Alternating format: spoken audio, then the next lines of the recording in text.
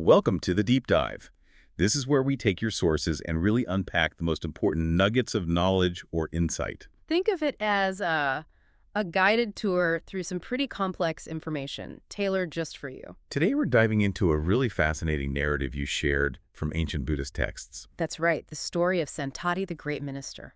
It's sometimes called the Santatimahāmattavatthu. And it presents this account of spiritual transformation that's, well, quite remarkable. It really is, and frankly, it challenges a lot of assumptions about how that kind of change, actually happens. So our mission for this deep dive is to pull out the core events, those really surprising moments, and the profound insights woven through this whole story. Get ready. We're exploring a tale of serious indulgence, then sudden loss, and then this radical spiritual awakening. And it all happens in just one day. Incredible, isn't it? Okay, let's unpack this. So the sources first introduce us to Santati. He's a great minister for King Pasenadi. This is in the ancient kingdom of Kosala. Right, and he'd just come back after successfully sorting out some trouble, some unrest in a border region. The king was apparently thrilled with him. Absolutely delighted. So, as a reward, the sources say the king basically gave him 7 days of acting kingship. Wow, like full authority. Seems like it. Plus, he threw in a very talented dancer and singer. Okay. And Santati, well, he didn't waste the opportunity. Not at all. The texts describe him spending those 7 days pretty much completely intoxicated. Just dedicated to pleasure. Yes, deeply immersed in indulgence for that whole week. Okay, so fast forward to the 7th day. Santati is still dressed up in all his ministerial finery.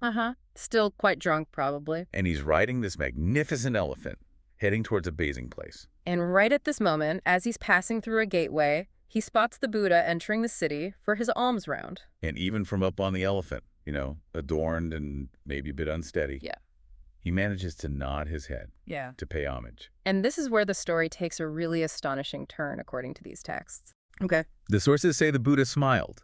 Now, his attendant, Ananda, noticed this wasn't just any smile. So he asked why. He did. And the Buddha's reply was incredibly specific, almost unbelievably so. What did he say? The sources say he told Ananda, "Look at Santati the Great Minister." And then he predicted that today, just as he is, covered in ornaments, he will come to me, attain arahantship right after hearing a 4-line verse. Yeah. Sit down, 7 palm trees high in the air, and then attain parinirvāna, final passing. That's an incredibly detailed prophecy. Spiritual attainment, a specific action, the manner of his death. Yeah. All laid out. Exactly. And the sources make a point of saying the large crowd standing there heard the Buddha say this. And their reactions, I bet those were interesting. Oh, definitely. Really highlights the impact. The texts say those with wrong views, the skeptics, they thought it was nonsense. They basically planned to call the Buddha a liar when this, impossible thing didn't happen. They were thrilled, thinking, wow, the power of Buddhas. Today we'll see the Buddha's power and Santati's power. So a totally divided audience just waiting. Meanwhile, Santati just carries on with his day. Completely oblivious, it seems. He spent the rest of the day at the bathing place, enjoyed playing in the water, then went to a garden, settled into a spot set up for drinking. His focus was still completely on pleasure. Just like the past week. Precisely. And that skilled dancer the king had given him, she started performing for him there in the garden. Okay, but this is where things change. Really. Dramatically. The texts describe a sudden, tragic event right in the middle of all this indulgence. What happened? The dancer. She hadn't eaten much for 7 days, trying to keep her figure for performing, and she was exerting herself intensely. Because of this, the sources say these sharp, wind-like internal movements happened in her stomach. Oh, no. And they cut her heart tissue. She died. Instantly, right there in front of him, mouth and eyes wide open, just gone. Oh, wow. Santati must have been completely shocked. Totally blindsided. He tells his attendants to check on her, and the moment they say she's dead, he's hit by this overwhelming, intense grief, just crushing sorrow. And the sources mention something really remarkable here too, don't they? Yeah. About his intoxication. You do. It says the drunkenness he'd been under for 7 solid days vanished instantly. Like water on a hot tile. Exactly the image they use. His profound sorrow just completely sobered him up. And he realizes, in that moment, that the only one who can extinguish this kind of grief is the Tathagata, the Buddha. So he goes straight to him.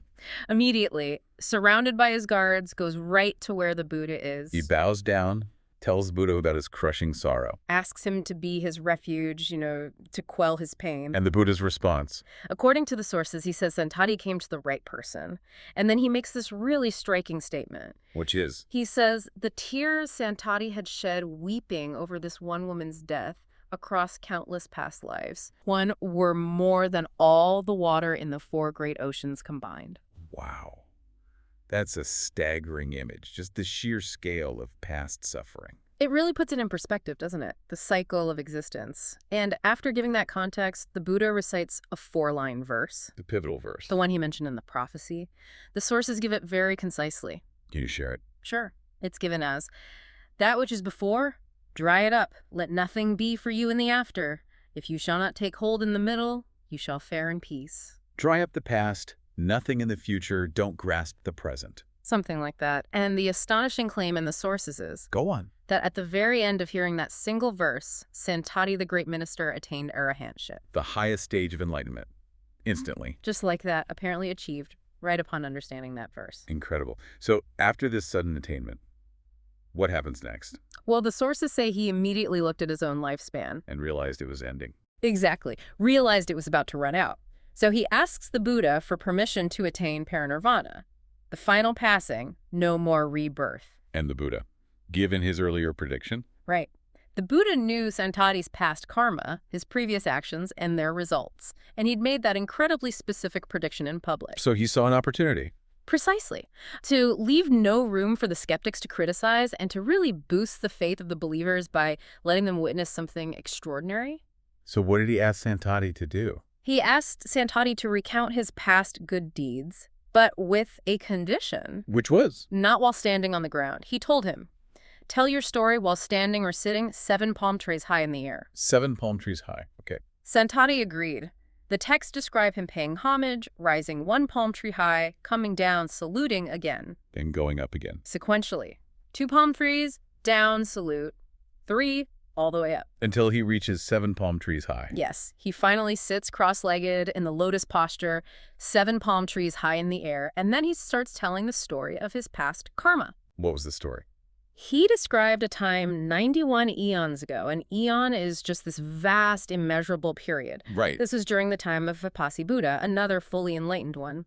Santati was born in a family in the city of Bandumati. And he reflected on what kind of actions wouldn't harm others. Exactly. He realized that proclaiming merit, proclaiming the Dharma, the teachings, that was such an action. So he started doing that. He did. Went around urging huge crowds of people to make merit. Keep the upasa, the vows. Those are the observance days, right? Right. Fasting, ethics. Right. Give gifts, hear the Dharma, honor the triple gem, the Buddha, Dharma, Sangha. He kept stressing nothing else compared to the triple gem. And the king at the time heard about this. Yes. King Banduma, who was actually Vipassi Buddha's father. He heard Santati's proclamations and called him in. What happened? Found out Santati was doing all this traveling on foot. So first, the king gave him this beautiful garland, like pearls, and a trained horse to ride. So he continued, but now on horseback. Yep, proclaiming Dharma from horseback. The king called him again, decided the horse wasn't really grand enough for such important work. So an upgrade. A big one. Gave him a magnificent chariot, pulled by 4 top-tier Sindhu horses. Wow, and he kept going. Kept proclaiming, now from the chariot. So the king called him a 3rd time. Still not fitting enough. Apparently not. The king deemed the chariot still inadequate and gave him great wealth, amazing ornaments, and a grand elephant. An elephant. So that's where the elephant connection comes from. Seems so. The sources say Santati, decked out in all these ornaments, sat on the elephant's neck and did the work of a Dharma proclaimer. For how long? For an astonishing 80,000 years in that life. 80,000 years. And the result of that specific past action, proclaiming merit, boosted by the king's gifts. Yes, that specific karma, the texts say, What? resulted in the scent of sandalwood constantly emanating from his body and the scent of lotus from his mouth for that entire immense period. And that effect lingered all the way to his life as Santati the minister. That's what the sources imply. A direct, long-lasting karmic effect. Amazing, isn't it? Truly amazing. Okay, so he recounts this incredible past life, still up in the air. Still sitting 7 palm trees high. Then, having told his story, he enters what the texts call the fire element meditation. And attains parinirvāna. right there in the air. What a conclusion. Yeah. The texts describe it pretty dramatically, don't they? Very. Flames rising from his body, consuming his flesh and blood, leaving only relics behind. Which are compared to jasmine flowers. Delicate, pure relics. And the Buddha himself spread out a clean cloth below. I catch them. Yes. The relics fell onto it. The Buddha gathered them and ordered a relic mound or structure to be built right at a major crossroads. So lots of people could see it, venerate it, and gain merit. Exactly. So after all this, quite the spectacle, the monks were talking. Back in the Dharma Hall. Right. And they were debating. Santati, who reached Arahant's ship covered in ornaments and passed away floating in the air. Should he really be called a samana, an ascetic, or a Brahmin, a holy person? That was the question. Given his rather unusual path that day. And when the Buddha came and asked what they were discussing, they explained their debate, and the Buddha confirmed it. His son, Santati, could absolutely be called both a samana and a Brahmin. And then he delivered another teaching. He did, quoting a specific verse, presented in the sources as verse 115. What does it say? Even though adorned, if he fares evenly, is peaceful, tamed, regulated, a spiritual practitioner, having laid aside violence towards all beings, he is the Brahmin, he is a samana, he is a bhikkhu. Even though adorned. So the outer appearance doesn't matter if the inner qualities are there. Precisely. The explanation clarifies it beautifully. Fares evenly means peaceful in body and mind because defilements like passion are extinguished. Peaceful. Tamed means controlling the senses.